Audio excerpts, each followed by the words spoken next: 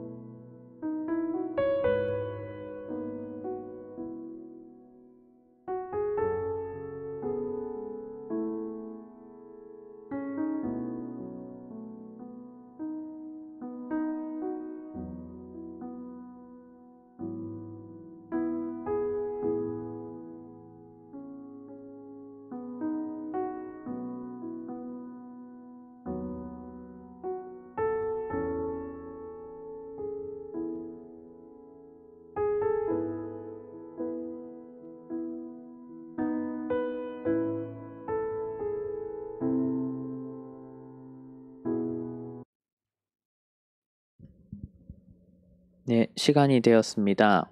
오늘 다 같이 찬송가 10장으로 예배를 시작하겠습니다.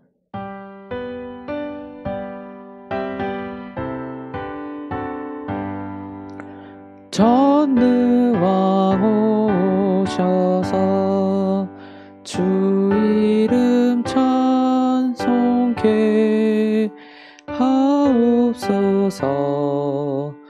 영광과 권능의 성부여 오셔서 우리를 다스려 주옵소서. 강생한 성자여 오셔서 기도를 들으소서. 택하신 백성들 복 내려 주시고 거룩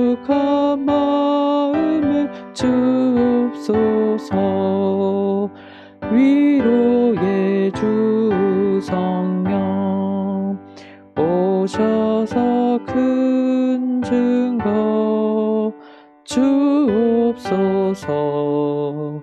전능한 주시여 각 사람 맘에서 떠나지 마시고 계십소서.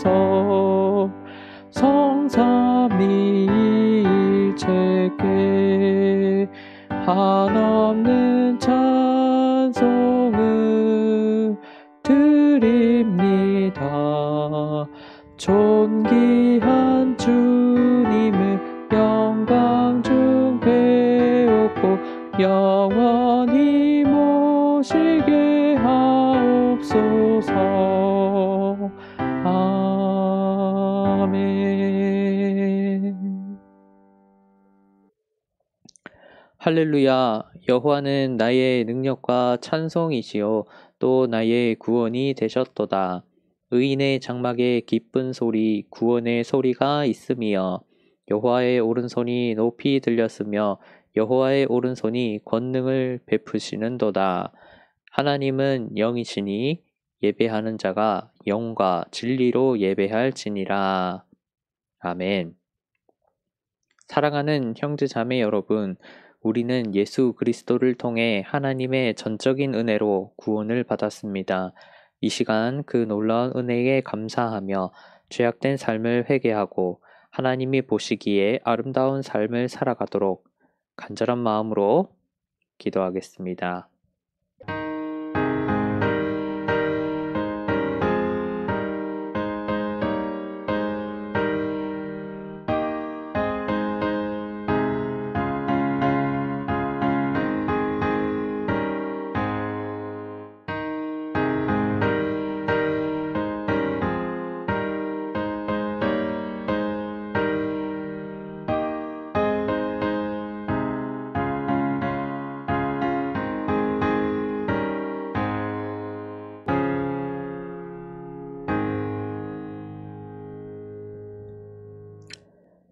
그러므로 우리는 긍휼하심을 받고 때를 따라 돕는 은혜를 얻기 위하여 은혜의 보좌 앞에 담대히 나아갈지니라. 사랑이 많으신 주님, 이 놀라운 용서의 은총을 허락하신 것에 감사드립니다. 죄로 인해 잃어버렸던 구원의 기쁨과 감격을 회복하게 하신 것을 감사드립니다. 이제 우리를 다시 성령의 능력으로 충만하게 하셔서 죄악으로부터 승리하게 하시고 하나님의 자녀다운 모습으로 살아가게 하옵소서. 예수님의 이름으로 기도드립니다. 아멘. 다 같이 사도신경으로 신앙을 고백하겠습니다. 전능하사 천지를 만드신 하나님 아버지를 내가 믿사오며 그 외아들 우리 주 예수 그리스도를 믿사오니 이는 성령으로 잉태하사 동정녀 마리아에게 나시고 본디오 빌라도에게 고난을 받으사 십자가에 못 박혀 죽으시고 장사한 지 사흘 만에 죽은 자 가운데서 다시 살아나시며 하늘에 오르사 전능하신 하나님 우편에 앉아 계시다가 저리로서 산자와 죽은 자를 심판하러 오시리라. 성령을 믿사오며 거룩한 공예와 성도가 서로 교통하는 것과 죄를 사하여 주시는 것과 몸이 다시 사는 것과 영원히 사는 것을 믿사옵나이다. 아멘. 오늘 주시는 하나님의 말씀은 누가복음 19장 11절에서 28절입니다. 누가복음 19장 11절에서 28절 말씀입니다. 제가 봉독하도록 하겠습니다.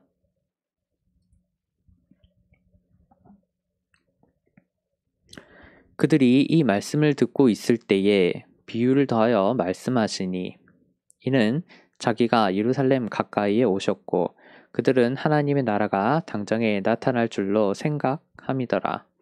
이르시되 어떤 귀인이 왕위를 받아 가지고 오려고 먼 나라로 갈 때에 그 종 열을 불러 은하 10문화를 주며 이르되 내가 돌아올 때까지 장사하라 하니라.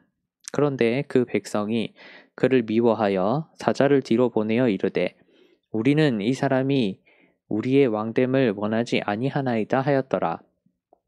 귀인이 왕위를 받아가지고 돌아와서 은하를 준 종들이 각각 어떻게 장사하였는지를 알고자 하여 그들을 부르니 그 첫째가 나와 이르되 주인이여 당신의 한 문화로 10문화를 남겼나이다. 주인이 이르되 잘하였다 착한 종이여 내가 작은 것에 충성하였으니 10고을 권세를 차지하라 하고 그 둘째가 와서 이르되 주인이여 당신의 한 문화로 5문화를 만들었나이다. 주인이 그에게도 이르되 너도 5고을을 차지하라 하고 또 한 사람이 와서 이르되 주인이여 보소서 당신의 한 문화가 여기 있나이다. 내가 수건으로 싸두었었나이다. 이는 당신이 엄한 사람인 것을 내가 무서워함이라. 당신은 두지 않은 것을 취하고 심지 않은 것을 거두나이다. 주인이 이르되 악한 종아 내가 내 말로 너를 심판하노니 너는 내가 두지 않은 것을 취하고 심지 않은 것을 거두는 엄한 사람인 줄로 알았느냐? 그러면 어찌하여 내 돈을 은행에 맡기지 아니하였느냐? 그리하였으면 내가 와서 그 이자와 함께 그 돈을 찾았으리라 하고 곁에 섰는 자들에게 이르되 그 한 문화를 빼앗아 10문화 있는 자에게 주라 하니 그들이 이르되 주여 그에게 이미 10문화가 있나이다. 주인이 이르되 내가 너희에게 말하노니 무릇 있는 자는 받겠고 없는 자는 그 있는 것도 빼앗기리라. 그리고 내가 왕됨을 원하지 아니하던 저 원수들을 이리로 끌어다가 내 앞에서 죽이라 하였느니라. 예수께서 이 말씀을 하시고 예루살렘을 향하여 앞서서 가시더라. 예수님은 문화 비유를 통해 예수님이 재림할 때 왕으로서 심판할 것을 알려줍니다. 관련하여 문화 비유는 2가지를 구체적으로 알려줍니다. 첫째, 왕이신 예수님은 재림할 때 예수님의 왕됨을 방해한 유대교 지도자들을 죽입니다. 둘째, 왕이신 예수님은 재림할 때 가난한 형제들을 돌보라는 명령에 충성한 정도에 따라 그리스도인들을 상벌합니다. 오늘은 심판하는 왕, 재림할 그리스도라는 제목으로 은혜를 나눕니다. 예수님은 삭개오를 만난 직후 문화 비유를 합니다. 문화 비유는 삭개오 이야기에 이어집니다. 또한 예수님은 왕이 되기 직전 문화 비유를 합니다. 문화 비유는 왕이 되는 시작점에 등장합니다. 문화 비유는 삭개오 이야기를 심화하고 그것을 예수님의 왕됨과 연결합니다. 삭개오 이야기는 어떻게 재물을 사용할 것인가 라는 주제를 다루었습니다. 삭개오 이야기는 부의 올바른 사용이 구원의 유무와 직결됨을 알려줬습니다. 부의 올바른 사용과 구원의 유무라는 주제는 누가복음에서 반복적으로 나타났습니다. 누가복음은 부를 올바로 사용하면 구원받고 부를 올바로 사용하지 않으면 구원받지 못한다고 말합니다. 누가복음에 따르면 부의 올바른 사용은 다른 가난한 그리스도인을 돌보는 일은 구원과 직결됩니다. 마찬가지로 오늘 이 문화 비유도 재물의 올바른 사용을 가난한 다른 그리스도인을 돌보는 일을 주제로 합니다. 단, 문화 비유는 재물의 올바른 사용이 내세의 상벌에 끼치는 영향력을 주제로 합니다. 또한 문화 비유는 예수님이 왕으로 등극하는 시작점에 예루살렘에 들어가려는 시작점에 문화 비유를 언급합니다. 문화 비유 이후 예수님은 예루살렘에 입성합니다. 예수님은 어린 나귀를 타고 예루살렘에 들어갑니다. 문화 비유 이후 예수님은 왕에 등극합니다. 예수님은 왕이 되려는 시작점에서 어린 나귀를 타러 가는 그 시작점에서 나아가 부활하고 승천하려는 그 시작점에서 더 나아가 재림하여 왕권을 행사하려는 그 시작점에서 문화 비유를 들려줍니다. 예수님은 문화 비유를 통해 자신이 비유에 나오는 왕위를 받을 귀인임을 나아가 자신이 비유에 나오는 다시 돌아와 심판을 행할 왕임을 예고합니다. 결론적으로 문화 비유는 예수님이 재림하기 전까지 예수님이 심판을 행하기 전까지 예수님이 왕권을 행사하기 전까지 그리스도인에게 무엇인가를 해야 한다고 재물을 올바로 사용해야 한다고 재물을 다른 가난한 그리스도인을 돌보는 일에 사용해야 한다고 알려줍니다. 문화 비유에 따르면 그리스도인은 자신에게 주어진 재물로 하나님으로부터 받은 이 재물로 하나님이 원하시는 소득을 남겨야 합니다. 그리스도인은 다른 가난한 그리스도인을 보살펴 예수님이 왕권을 행사할 때를 왕으로서 내렸던 명령에 대해 상벌을 내릴 때를 준비해야 합니다. 문화 비유에 따르면 그리스도인은 그 소득을 통해 적절한 상벌을 받습니다. 11절입니다. 예수님은 청중들 때문에 문화 비유를 들려줍니다. 예수님은 자신이 예루살렘으로 올라가시는 이유를 오해한 청중들 때문에 문화 비유를 하게 됩니다. 예수님은 청중들에게 하나님의 나라를 군사적이고 정치적인 수준에서 성취할 것이라는 오해를 받습니다. 청중들은 예수님이 기적을 사용해 로마 제국을 군사적이고 정치적으로 무너뜨릴 것이라 생각합니다. 예루살렘에 거의 다 왔음에도 불구하고 예수님이 겸손과 평화의 왕으로서 인간을 구원하러 오신 분임을 곁에서 항상 들었음에도 불구하고 청중들은, 제자들과 대중들은 예수님이 어떤 분인지 모릅니다. 제자들과 대중들은 예수님이 로마 제국을 무너뜨리는 황제가 될 것이라 여깁니다. 예수님이 예루살렘에서 왕위에 올라 유대 제국을 선포할 것이라 생각합니다. 로마 제국을 무너뜨릴 새로운 나라를 건설할 것이라 오해합니다. 제자들과 대중들에게 권세와 재물을 탐하는 마음이 있었습니다. 이에 예수님은 곧 또한 이 땅에 세속적인 유대 제국을 세울 것이라는 그 청중들의 오해를 교정합니다. 예수님은 나중에 또한 내세에 섬김과 나눔의 제국을 세울 것이라 일러줍니다. 예수님은 문화 비유를 들려줍니다. 12절입니다. 예수님은 비유 속 기인이 먼 나라로 왕위를 받으러 간다. 왕이 바실레이아를 받으러 간다 라고 말합니다. 이때 바실레이아는 왕위뿐만 아니라 왕권과 나라를 의미합니다. 예수님은 귀인이 왕위, 나라, 왕권 등의 복합적인 무엇인가를 받기 위해 잠시 먼 나라에 간다고 일러줍니다. 예수님의 각종 비유에서 이 바실레이아는 특별한 의미를 가집니다. 바실레이아는 하나님의 나라와 관련된 왕위, 나라, 왕권을 의미합니다. 예수님은 바실레이아라는 단어를 항상 하나님 나라와 연관하여 사용합니다. 예수님은 바실레이아라는 단어를 로마 제국처럼 이 땅에 존재하는 제국을 표현하는 데에 사용하지 않습니다. 간혹 그러할 경우 예수님은 문맥적으로 분명하게 밝힙니다. 예수님의 비유에서 이 바실레이아는 항상 하나님 나라와 관련된 왕위, 나라, 왕권을 의미합니다. 예수님은 비유 속 기인을 통해 자신이 하나님의 나라와 관련된 왕위, 나라, 왕권을 받기 위해 잠시 자리를 비울 것이라, 잠시 이 세상에서 부재할 것이라 예고합니다. 예수님은 자신이 바실레이아를 성취하는 데에 약간의 시간이 걸릴 것이며 그 후 자신이 어딘가에 있다가 돌아올 것이라 일러줍니다. 13절입니다. 귀인은 종 10명에게 각각 한 문화씩을 나눠주고 그 한 문화를 이용해 프라그마테오사스테 하도록 지시합니다. 이 단어는 개역개정 성경에서 장사하라로 번역됩니다. 그런데 이 단어는 단순한 장사가 아닙니다.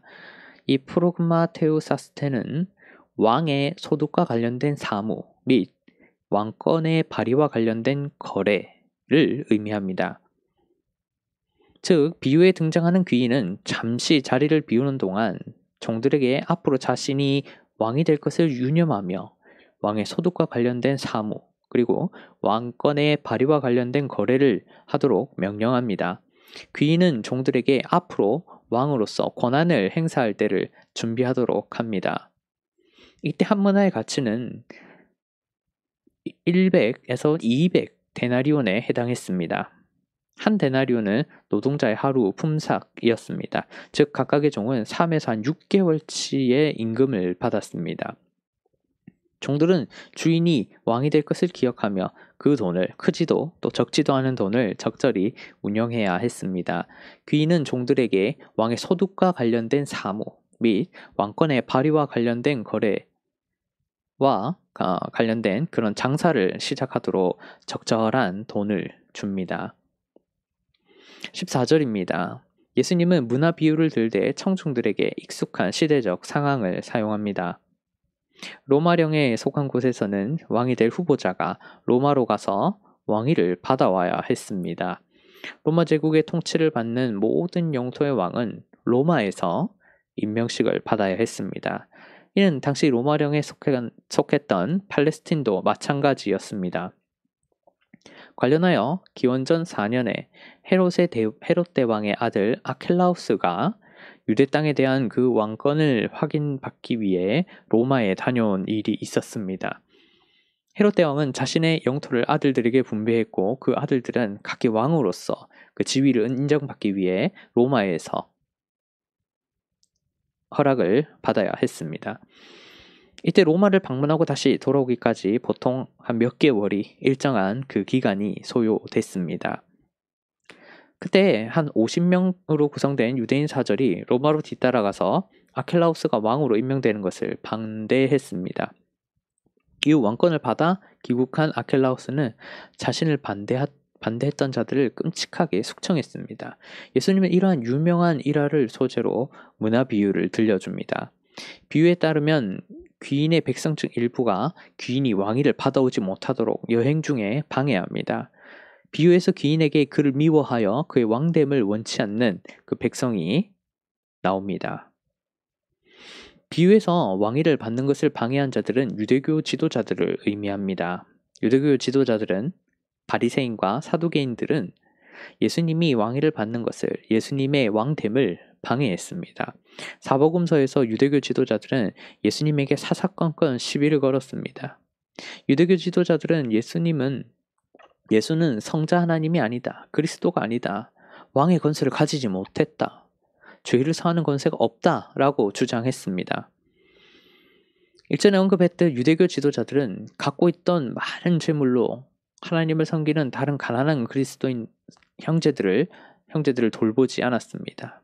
유대교 지도자들은 하나님의 방식대로 재물을 사용하는데 무관심했습니다. 어려운 형제들을 도와줘서 그들로 하여금 하나님께 영광을 돌리게 하는 일을 하지 않았습니다. 재물을 사용하여 하나님께 감사드리는 믿음의 형제들을 늘리는 일을 하지 않았습니다.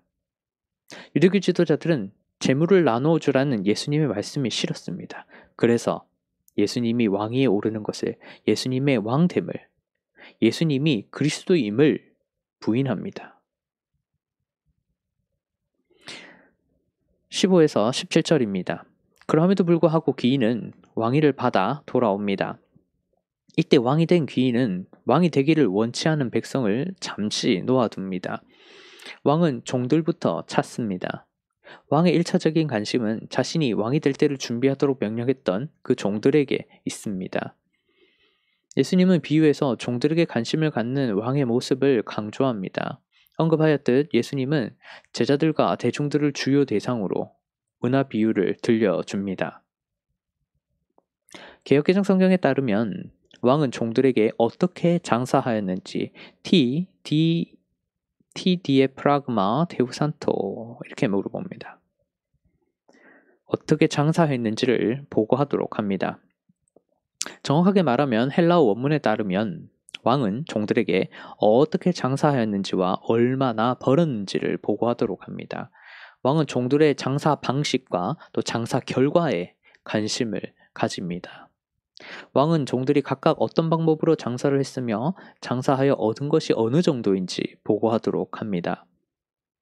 이에 첫 번째 종이 주인에게 주인이여 당신의 한 문화로 10문화를 남겼나이다 라고 말합니다. 개역개정 성경은 종이 주체가 되어서 한 문화로 10문화를 남겼다 라고 표현합니다. 하지만 헬라어 원문을 직역하면 첫째 종은 당신의 한 문화가 10문화를 남겼나이다 라고 중간태로 문법적으로 표현합니다. 헬라어 원문은 한 문화를 10문화를 남긴 주체로 표현합니다. 또한 남기다, 프로세르가사토라는 단어는 추가로 더 얻다입니다. 정리하면 종은 한 문화가 주체적으로 장사를 하여 이 한 문화가 열 문화를 남겼다. 그래서 내가 최종적으로 많은 그 열 문화를 얻게 되었다. 이렇게 이야기합니다. 첫째 종은 장사 방식과 함께 장사 결과를 동시에 보고합니다.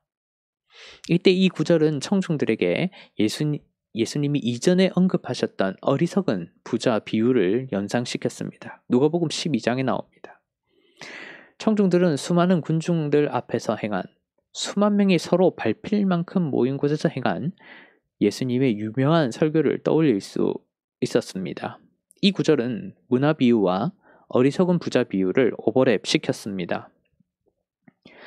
개정 성경에 따르면 누가복음 12장 16절에 한 부자가 그 밭에 소출이 풍성함에라는 표현이 나옵니다. 이는 어리석은 부자와 관련된 주요 구절입니다. 이를 원문으로 직역을 하면 그 밭이 한 부자의 풍성함을 낳게 했다입니다. 누가복음 12장 16절은 밭이 주체적으로 부자의 풍성함을 낳게 했다고 말합니다. 어리석은 부자 비유에 따르면 인간은 현세의 부유함보다 내세의 부유함에 관심을 가져야 합니다. 비유에서 어리석은 부자는 오늘 밤에 죽을 것인데 그것을 알지 못합니다. 그래서 어리석은 부자는 창고의 크기를 넓히려고 계획합니다. 예수님은 부자의 어리석음을 언급한 후 너희 소유를 팔아 구제하여 낡아지지 아니하는 배당을 만들라. 곧 하늘에 둔 바 다함이 없는 보물이니 거기는 도둑도 가까이 하는 일이 없고 좀도 먹는 일이 없느니라 라고 말씀합니다. 예수님은 어리석은 부자 비유를 통해 내세의 부유함에, 내세의 창고에, 가난한 그리스도인들을 돌보는 일에 더욱 관심을 가지라고 말합니다. 그렇습니다. 예수님은 어리석은 부자 비유에 나오는 주요 구절과 비슷한 표현을 이 문화 비유에서 사용합니다. 예수님은 청중들에게 어리석은 부자 비유를 상기시킵니다. 예수님은 첫 번째 종의 발언을 통해 청중들에게 내세의 부유함에 관심을 갖도록 유도함과 동시에 그것은 인간의 힘이 아닌 하나님의 힘에 의해 그저 자동적으로 성취될 것이라 강조합니다. 이어서 왕은 첫째 종에게 잘하였다 착한 종이여 내가 지극히 작은 것에 충성하였으니 라고 말합니다. 왕은 종을 칭찬하되 첫째 종이 큰 소득을 얻을 수 있었던 본질적인 이유를 되짚습니다. 왕은 장사 방식과 장사 결과에 관련된 중요한 사항을 이 한마디로 정리합니다. 바로 지극히 작은 것에까지 충성하는 것입니다. 그렇습니다. 문화 비유에 따르면 예수님에 따르면 하나님의 일에 충성하는 것이 장사의 핵심적인 방식이며 하나님의 일에 충성하는 정도는 소득을 얻는 정도입니다. 17절에 지극히 작은 것은 영어로 the smallest thing입니다. 최상급의 표현입니다. 즉 첫째 종은 가장 칭찬받은 그 종은 모두가 신경 쓰지 않고 모두가 무시하는 작은 일에 충성했습니다. 첫째 종은 왕이 되어 돌아올 주인을 학수고대하며 자신이 신경 쓸 수 있는 가장 세밀한 부분까지 철저하게 왕의 소득과 관련된 사무 또 왕권의 발휘와 관련된 거래를 수행했습니다. 종은 자신이 가진 재물로 자신이 신경 쓸 수 있는 가장 세밀한 부분까지 철저하게 다른 가난한 그리스도인을 돌봤습니다. 첫째 종은 지극히 작은 것까지 신경 써서 모두가 신경 쓰지 않고 모두가 무시하는 것까지 신경 써서 다른 가난한 그리스도인을 돌봤습니다. 당연히 첫째 종은 가장 좋은 상을 받습니다. 왕은 첫째 종에게 10고을 권세를 차지하라 라고 말합니다. 첫째 종은 왕으로부터 부지런함과 세밀함을 칭찬받고 나아가 10고을 얻는 권세를 얻습니다. 첫째 종은 하늘의 보물을 받습니다. 첫째 종은 없어지지 않고 빼앗기지 않는 보물을, 내세의 보물을 받습니다. 왕은 첫째 종에게 적당한 것을 맡겼을 때 그것을 신뢰할 만하고 지혜롭게 운영한 것을 봅니다. 이에 왕은 첫째 종에게 훨씬 더 많은 것을 맡깁니다. 왕은 그에게 10고을을 맡깁니다. 자신의 권세를 맡깁니다. 첫째 종은 왕의 통치에 참여합니다. 첫째 종은 자신의 주인이 왕이 될 것을 염두합니다. 왕으로 돌아올 그 주인과의 만남을 준비합니다. 치밀하고 세밀하게 장사합니다. 그 결과 첫째 종은 주인이 원하는 최고의 소득을 남기고 주인으로부터 최고의 칭찬을 받고 주인으로부터 최고의 상을 받습니다. 종은 종이 누릴 수 없는 권세를, 차원이 다른 그 권세를, 왕의 권세를 누립니다. 18절입니다. 둘째 종이 주인이여 당신의 한 문화로 5 문화를 만들었나이다. 에포이에센 이렇게 말합니다. 둘째 종은 첫째 종보다도 더 적극적으로 한 문화가 주체적으로 5 문화를 생산했다. 능동태로 말합니다. 예수님은 둘째 종에게 희극적 요소를 부여합니다. 둘째 종은 첫째 종이 말하는 것을 들은 후에 조금 더 적극적으로 왕에게 충성심을 어필합니다. 둘째 종은 오로지 한 문화의 능력으로 5 문화가 생겼다 라고 말합니다. 이후 왕은 둘째 종에게 상을 내립니다. 단 왕은 둘째 종과 첫째 종 사이에 약간 차이를 둡니다. 왕은 충성했다는 칭찬을 빼고 단지 너도 5고를 차지하라 라고 말합니다. 물론 왕이 둘째 종에게 5고를 맡긴 것도 엄청난 상입니다. 비록 첫째 종만큼은 아니지만 둘째 종도 충성심을 인정받습니다. 둘째 종도 그의 충성심에 비례해 재물을 얼마나 부지런하고 세밀하게 사용했는지, 가난한 그리스도인을 돌보는 일에 썼는지에 비례해서 상을 받습니다. 20절에서 27절입니다. 비유는 주인과 셋째 종의 대화에서 느리게 진행됩니다. 예수님은 셋째 종을 설명하는 일에 집중합니다. 셋째 종은 자기가 받았던 문화를 그대로 가져옵니다. 셋째 종은 문화를 수건에 싸두었다고 말하며 그렇게 행한 이유를 설명합니다. 그런데 이 셋째 종의 이 발언은 다소 황당합니다.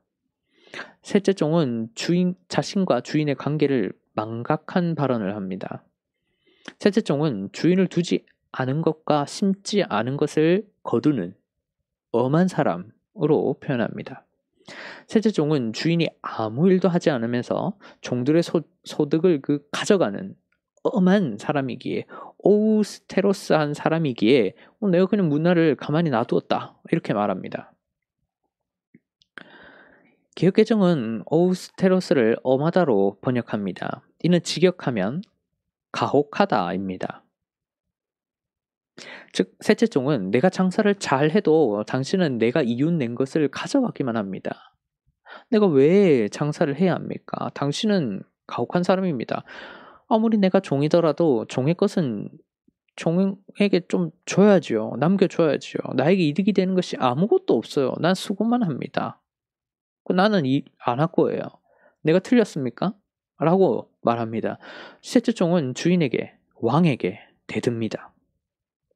여러분, 이것은 4가지를 의미합니다.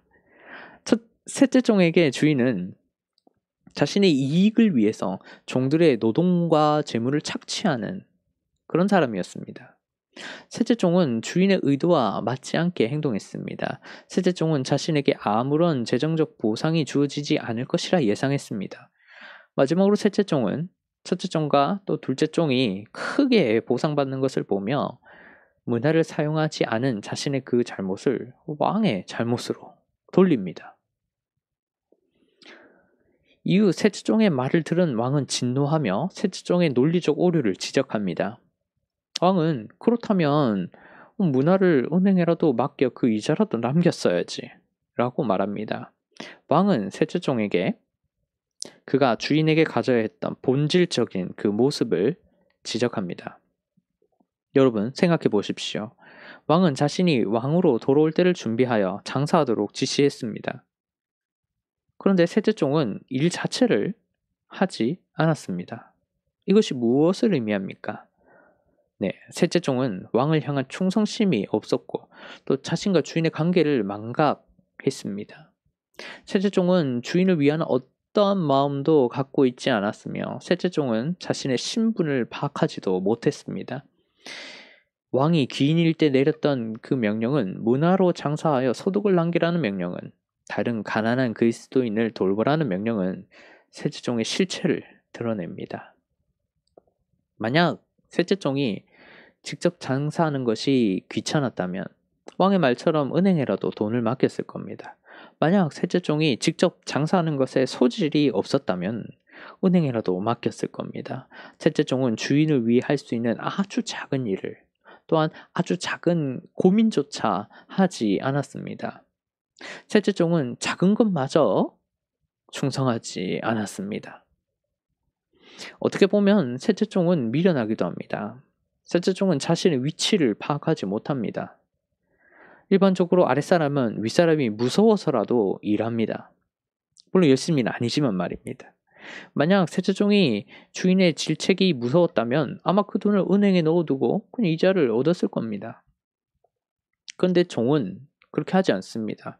이 셋째 종은 주인을 무시했습니다. 셋째 종은 별일 없을 거야. 주인이 하나 봐야 뭐 어쩌겠어. 마음대로 해도 될 거야. 그냥 넘어가겠지 뭐. 이렇게 생각했습니다. 셋째 종은 주인을 우습게 대했습니다. 비유 속 셋째 종은 못난 그리스도인을 의미합니다. 셋째 종은 하나님의 뜻에 합당한 소득을 남기지 못하는, 재물을 가난한 그리스도인들을 위해 사용하지 않아 하나님 나라에 아무런 도움이 되지 못하는 못난 그리스도인을 의미합니다. 셋째 종은 여전히 종으로서 주인의 곁에 머무릅니다. 하지만 왕을 위한 의무를, 왕이 내린 명령을 조금도 수행하지 않습니다. 셋째 종은 왕의 일에 관심이 없습니다. 이후 왕은 셋째 종의 한 문화를 빼앗아 10문화 있는 종에게 주라 라고 말합니다. 또한 왕은 무릇 있는 자는 받겠고 없는 자는 그 있는 것도 빼앗기리라 라고 첨언합니다. 누가복음 19장 26절에서 예수님은 이미 소득을 남긴 자의 경우 더 많이 얻게 되고 아무런 소득을 남기지 않은 자의 경우 원래 줬던 것도 빼앗긴다 라고 말합니다. 이것은 헬라어로 되어 있는데 수사학적으로, 언어 유의적으로 경고하는 효과를 얻습니다. 티와 메, 우라는 단어를 헬라어로 말할 때 반복적으로 이야기하면서 그것이 또한 대조적으로, 대칭적으로 위치하면서 언어 유의적으로 예수님은 경고를 하고 있습니다. 예수님은 셋째 종과 같은 그리스도인은 그에 합당한 벌을 받는다고 분명하게 일러줍니다. 이후 비유 속 왕은 내가 왕됨을 원하지 아니하던 저 원수들을 이리로 끌어다가 내 앞에서 죽이라 라고 말합니다.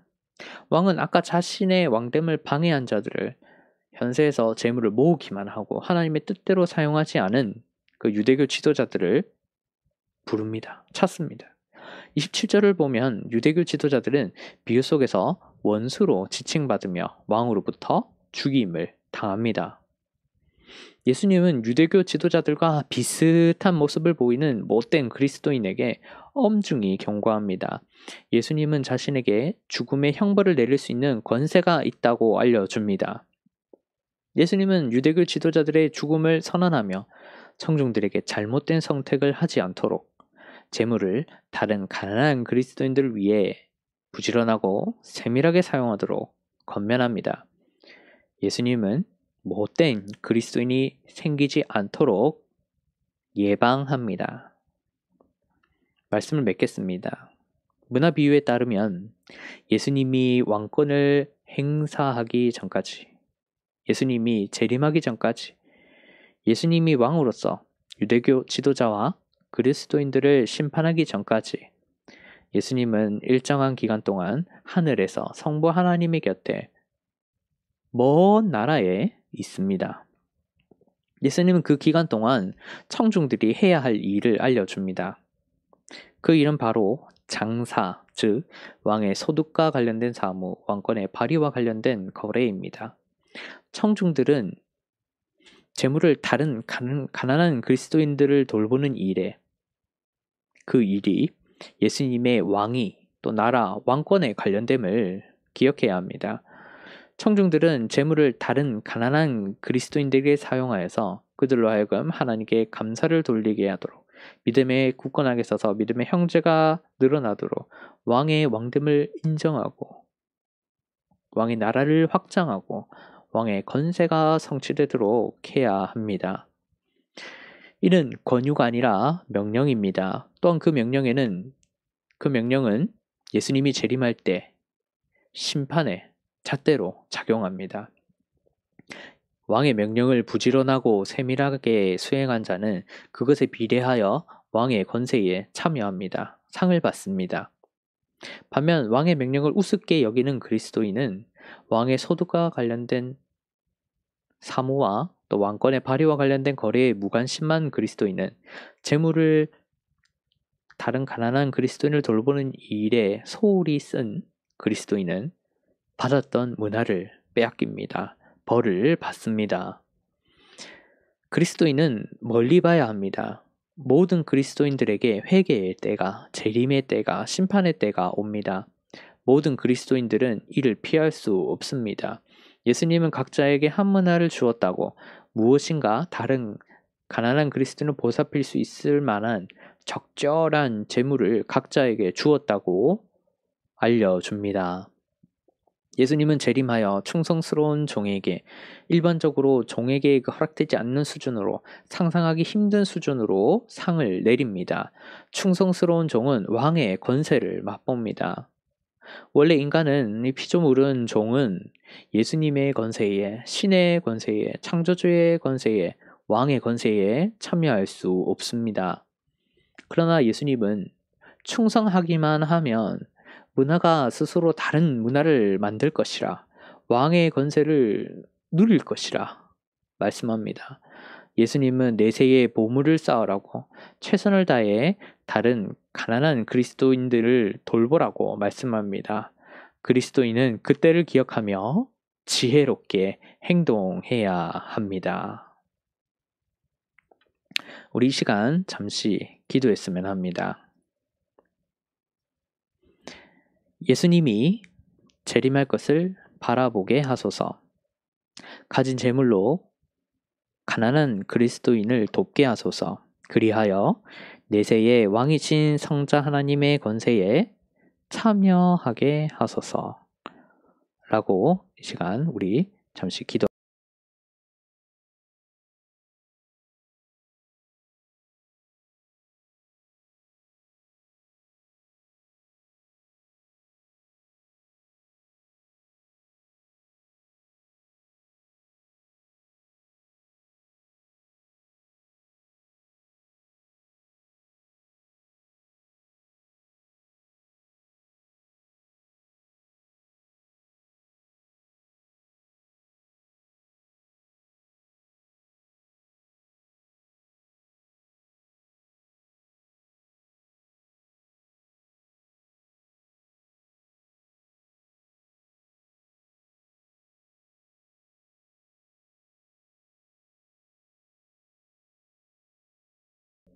하나님,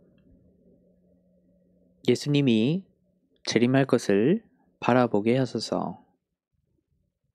또 가진 재물로 가난한 그리스도인을 돕게 하소서. 그리하여 성자 하나님의 권세에 참여하게 하소서.